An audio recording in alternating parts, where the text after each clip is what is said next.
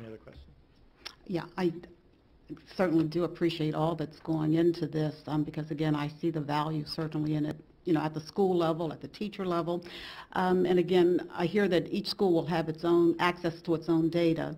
I'm just wondering, eventually, will we be able to look at, let's say, if I'm a principal at one school and there's a school that's similar to my makeup of enrollment, is there a way that similar schools can sort of see whether our students are performing about the same, or is one school doing better? So is there a way I could talk with the next administrator to find out maybe what's happening at their school at another grade level or at the grade level? So the answer obviously is yes, right? So we can't provide that information to another school administrator because that's not their students. Right.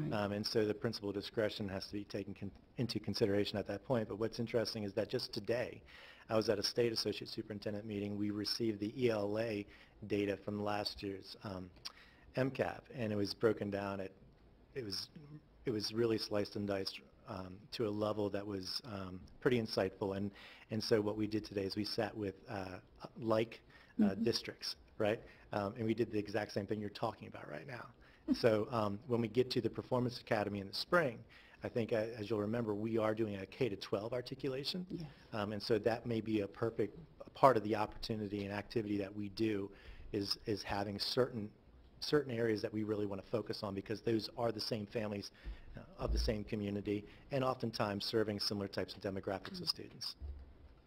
I'll also add that that's also in the realm of our school level directors when they're looking at like schools that are maybe performing differently, getting those folks together or providing that opportunity for that kind of collaboration. Yeah, and Cindy and her directors have been outstanding, and I think that Cindy actually, we're meeting with Cindy and her directors, I believe, next week to talk about next steps with Performance Academy as well, and this will be a huge piece of it.